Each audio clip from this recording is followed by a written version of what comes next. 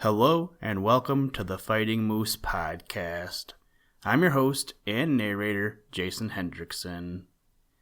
This is a podcast where I retell stories, some fictional and some historical, that can be enjoyed by people of all ages.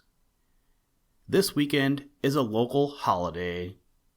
I mean, it's not marked on the calendar as a national holiday, but it's always a big to-do around town. I'm talking about the big Port Huron to Mackinac sailboat race. Every year since 1925, the race has taken place, and we dedicate a whole week, known as Boat Week, to the festivities, like having a carnival, music, arts, and all-around fun. So today, we read not about sailboats, because I couldn't find any stories I liked, but we read about the paddle wheel boat, which comes to us from the book 50 Famous People, written by James Baldwin. Hopefully one day I can do some sailing in this race. I know that the boats are always looking for crews, but it would be cool to do it by ourselves. But I should probably learn how to sail first. Baby steps, I guess. Now, let's turn to today's story. I hope you enjoy. Let's begin.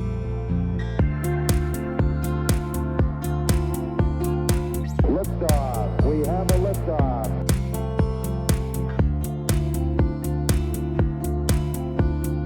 We choose to go to the moon in this decade and do the other things, not because they are easy, but because they are hard.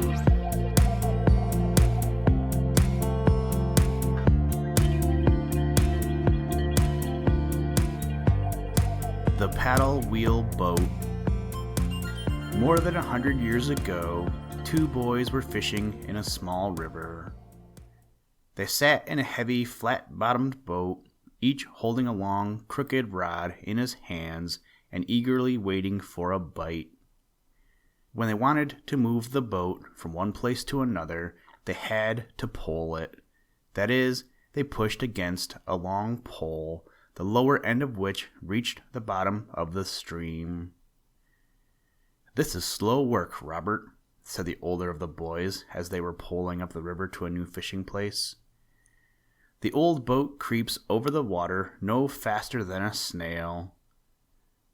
"Yes, Christopher, and it is hard work too," answered Robert.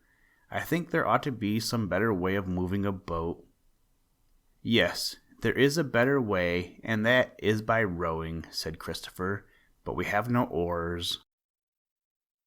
"Well, I can make some oars," said Robert, "but I think there ought to be still another and a better way.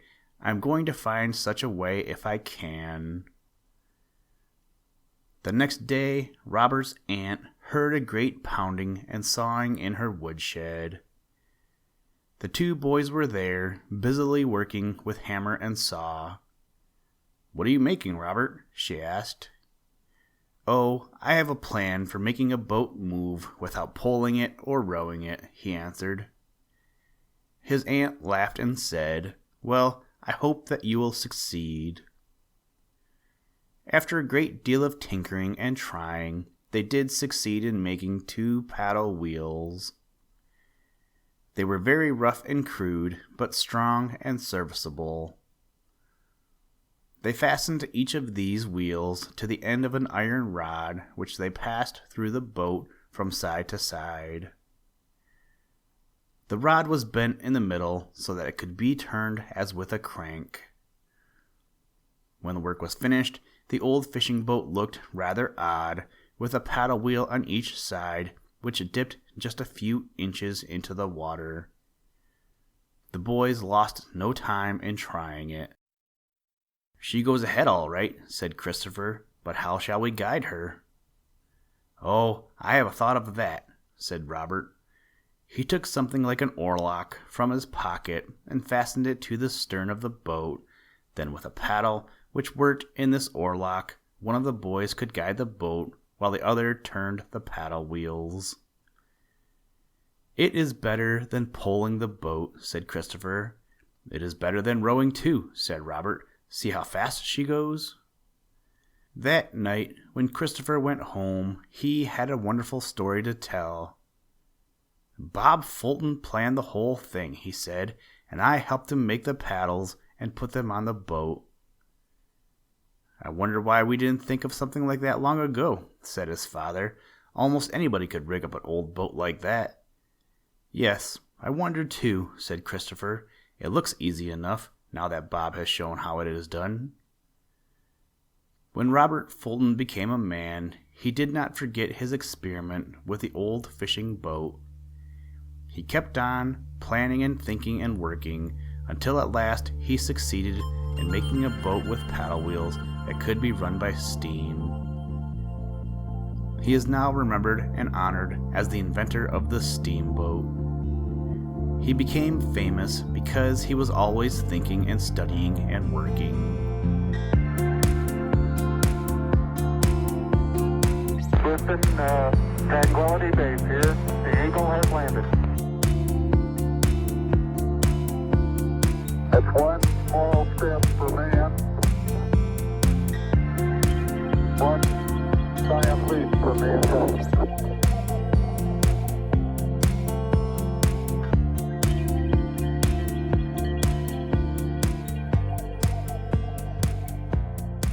Thank you for listening to this episode of the Fighting Moose Podcast. Please join us next time as we read another exciting story. Today's music was provided by the artist Analog by Nature, and the audio clips were provided from NASA. For more information to download and or listen to audio or materials from all our recordings, or to contact us, please visit www.thefightingmoose.com, or you can follow the links in the show notes. If you enjoy the podcast, please leave us a review wherever you get your podcast or on iTunes, and tell a friend. Thank you for your patronage, and as always, try and do a random act of kindness every day. Mission complete, Houston. After serving the world for over 30 years, the space shuttle turned its place in history and has come to a final stop.